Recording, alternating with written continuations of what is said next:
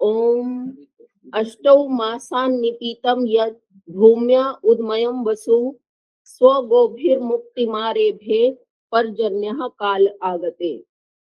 प्रस्तुत शोध पत्र में आचार्य मधुसूदन ओझा के कादम्बिनी ग्रंथ में वर्णित मार्गशीर्ष मास के आधार पर वर्षा के अनुमान पर प्रकाश डाला गया है।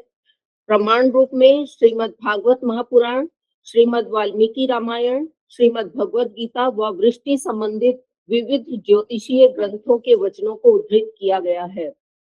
शास्त्रीय प्रमाणों के आधार पर यह सिद्ध किया गया है कि मार्गशीर्ष मास में सूर्य रश्मियों द्वारा द्यौ अथवा आकाश रूपी स्त्री में स्थापित गर्भ किस काल में प्रसूत होता है।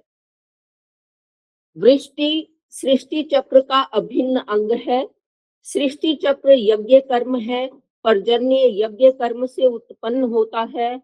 अन्न पर्जन्य से उत्पन्न होता है व अन्न से भूत प्राणियों का जीवन रहता है।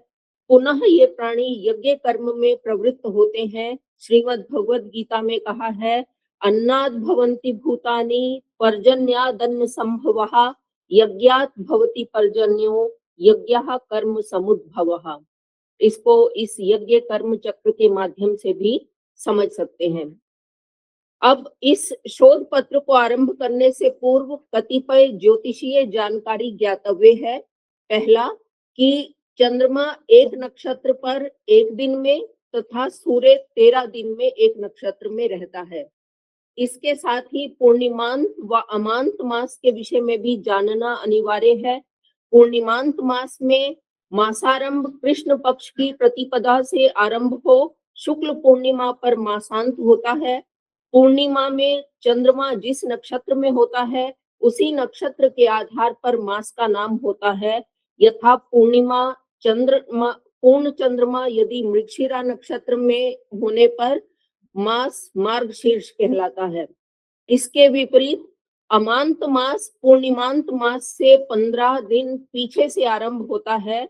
इसमें मासारंभ शुक्ल प्रतिपदा से आरंभ हो अमावस्या पर मासांत होता है। सामान्यतः उत्तर भारत में पूर्णिमांत व दक्षिण भारत में अमांत मास प्रचलन में है। इन दो प्रकार के मासों के प्रचलन से शुक्ल पक्ष तो दोनों ही का एक मिल जाता है, परंतु कृष्ण पक्ष में एक मास का भेद हो जाता है। कारण कृष्ण प्रतिपदा से मासारंभ मानने वाले जहाँ चैत्र कृष्ण लिखते हैं, उसी को शुक्ल प्रतिपदा से मासारंभ मानने वाले फाल्गुन कृष्ण लिखते हैं। परिणामतः एक मास के अंतर से वृष्टि फल की घोषणा में जो है वो भेद आ जाता है। इसके अतिरिक्त यह नक्षत्र चार्ट भी ध्यातव्य है, जिसमें 27 नक्षत्रों को 12 राशियों सहित बताया गया है। अग्नि सोमात्मकम जगत श्रुति वाक्यानुसार संसार अग्नि व सोममय है तथा अग्नि में सोम का आहुत होना यज्ञ कहलाता है। वेद में दो प्रकार के पदार्थ प्रतिपादित हैं, ऋत व सत्य। इन दोनों पदार्थों में मूलभूत अंतर यह है कि सत्य पदार्थ केंद्र युक्त होता है यथा अग्नि, तथा ऋत पदार्थ अग्नि से विरुद्ध अवस्था वाला केंद्र रहित होता है यथा सोम। सोम गर्भित अग्नि ही पिंड रूप है। जल, वायु व सोम एक ही जाति के पदार्थ हैं।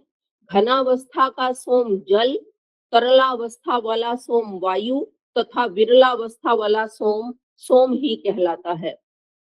अब कोई भी घटना बिना निमित्त के नहीं होती। घटना के निमित्त का पूर्व ज्ञान होने पर तत्त घटना से लाभ लिया जा सकता है। इसी प्रकार वृष्टि विद्या बोधक निमित्त शास्त्र का सम्यक ज्ञान होने पर सूर्य किरणों द्वारा पृथ्वी जल को ग्रहण करने पर वह जल कितनी मात्रा में कब और कहां कहां बरसेगा, इस वृष्टि का समुचित लाभ लिया जा सकता है। इन्हीं सब बातों का सम्यक विवेचन आचार्य मधुसूदन ओझा द्वारा अपने ग्रंथ पर्जन्य शास्त्र में किया गया है। पर्जन्य शास्त्र में वर्षा के निमित्त भौम, अंतरिक्ष, दिव्य और मिश्र ये 4 प्रकार हैं, जिनमें पूर्व निमित्त की अपेक्षा उत्तरोत्तर निमित्त एक दूसरे से अधिक बलवान है। भौम निमित्त यथा देश, मनुष्य, पशु, पक्षी, कीट, पतंग प्रभृति भौतिक पदार्थों से वर्षा का ज्ञान होना। अंतरिक्ष निमित्त यथा वायु, मेघ, विद्युत, गर्जन, तर्जन, संध्या, दिग्दाह, प्रतिसूर्य, तारा, कुंडल, आंधी, गंधर्व नगर, इंद्रधनुष, वायु धारणा आदि से वर्षा का ज्ञान होना। दिव्य निमित्त सूर्य, चंद्र ग्रहण, उच्छल तारे, सूर्य के चिन्ह, सप्त नाड़ी चक्र, ग्रहों का उदयास्त, संक्रांति आदि से वर्षा का ज्ञान होना। और मिश्र निमित्त कार्तिक से आश्विन तक के 12 मासों के प्रत्येक दिनों तथा विशेष रूप से अक्षय तृतीया, आषाढ़ी पूर्णिमा, होलिका आदि के शकुनों तथा उपर्युक्त चिन्हों से वर्षा का ज्ञान होना। अब कादम्बनी ग्रंथ जो है वो इसी पर्जन्य शास्त्र जो निमित्त शास्त्र है इसका एक भाग है और कादम्बनी का अर्थ मेघमाला है। अब सर्वप्रथम हम वृष्टि गर्भ धारण की प्रक्रिया को समझते हैं।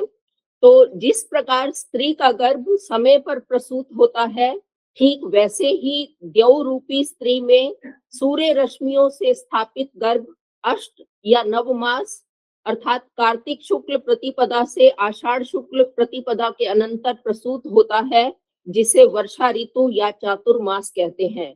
वाल्मीकि रामायण के किष्किंधा कांड में भी वर्णन आता है, नवमास धृतम गर्भम भास्करस्य गभस्तिभिः पीत्वा रसम समुद्राणाम द्यौः प्रसूते रसायनम। सूर्य अपनी किरणों द्वारा नदी, समुद्र, पृथ्वी एवं प्राणियों के शरीर में स्थित इस तरह 4 प्रकार के जल को ग्रहण करता है। अपनी तीक्ष्ण किरणों से सूर्य पृथ्वी से जल को लेकर सोम को पुष्ट करता है और वह सोम वायु नाड़ियों में विद्यमान जल के द्वारा आकाश में धूम, अग्नि एवं वायु की मूर्ति वाले बादलों में इतस्ततः घूमता है तथा बादलों का जल वायु से प्रेरित होकर पृथ्वी पर पुनः आता है। तो आकाश, चंद्रमा से वायु, सफेद बादल, बिजली, गर्जना एवं अल्प वृष्टि के द्वारा गर्भ धारण करता है। इन 5 लक्षणों के दिखाई देने से आकाश में गर्भ धारण समझना चाहिए। इन 5 में से जितने भी कम लक्षण हो उतनी ही गर्भ में कमी होती है। चंद्रमा सोम के कारण शीत प्रकृति का है। जिस नक्षत्र काल में सूर्य की किरणों द्वारा जल आकाश में जाता है, यदि उसी नक्षत्र पर चंद्रमा भी है तो वह जल उसी शीत के प्रभाव से वहां स्थिर हो जाता है, वह यही गर्भ धारण कहलाता है। परंतु यदि सूर्य और चंद्रमा के मध्य में अग्नि संबंधी ग्रह जैसे मंगल अथवा वायु संबंधी ग्रह जैसे शनि आदि आ जाएं, तो चंद्रमा उस गर्भ को धारण नहीं कर पाता, क्योंकि इन अग्नि वायु संबंधी ग्रहों के कारण उसका प्रभाव कम हो जाता है। और यदि उस समय गर्भ रह भी गया तो कुछ दिनों में उसका पात हो जाएगा। चंद्रमा गर्भ धारण करवाता है, अतः वेद में कहा है सोमो वै रेतोधा। शीतकाल वर्षा का गर्भकाल, उष्ण काल गर्भ पोषण अथवा दोहद काल तथा वर्षा काल प्रसव काल माना जाता है। किस मास से शीतकाल, उष्ण काल व वर्षा काल माना जाए, इस विषय में विद्वानों में मतभेद है। अब मार्गशीर्ष मास की बात करते हैं। तो श्रीमद् भगवद गीता में भगवान कृष्ण ने मार्गशीर्ष मास को स्वयं अपनी विभूति बताया है। मासा नाम मार्गशीर्षोहम। कादम्बनी ग्रंथ में इस मास की वृष्टि संबंधित कुछ सामान्य जानकारी तो यह है कि मार्गशीर्ष, पौष और माघ में यदि सूर्य और चंद्र बर्फ के गिरने से मैले हों, तांबे के रंग के समान हों, तो आषाढ़ शुक्ल सप्तमी से 3 दिन तक वृष्टि होती है। मार्गशीर्ष में भी संक्रांति प्रवेश के दिन वर्षा के होने से साधारण धान्य उत्पन्न होता है व पौष मास में सस्ताई रहती है। कादम्बनी ग्रंथ में इस मास की वृष्टि संबंधित विशिष्ट जानकारी इस प्रकार है, जो कारिका संख्या 19 से 40 तक में दी गई है। सर्वप्रथम मार्गशीर्ष शुक्ल पक्ष की बात करते हैं। तो प्रतिपद प्रतिपदा तिथि में यदि बिजली गर्जना और वर्षा ना हो तो गर्भ संपन्न समझना चाहिए। द्वितीया से 11 दिन तक गर्भ धारण का समय है। जिस नक्षत्र में वहां वृष्टि हो वहां उसी नक्षत्र पर सूर्य के आने पर वर्षा होगी। द्वितीया तिथि में यदि पवन चले व शनिवार भी हो तो वह वर्ष मनुष्यों के लिए क्लेश देने वाला होता है। दशमी तिथि संपूर्ण दिन उत्तर पवन चले तो गर्भ धारण हुआ समझना चाहिए। दशमी तिथि को यदि मेघ गर्जना हो तो ज्येष्ठ या श्रावण कृष्ण और प्रचलित व्यवहार से आषाढ़ कृष्ण या भाद्र कृष्ण में वर्षा होती है। द्वादशी व अमावस्या को यदि प्रतिदिन वर्षा हो तो वर्षा ऋतु में अच्छी वर्षा होती है। अब मार्गशीर्ष कृष्ण पक्ष की बात करते हैं तो चतुर्थी से 9 दिन तक गर्भ धारण की तिथियां हैं।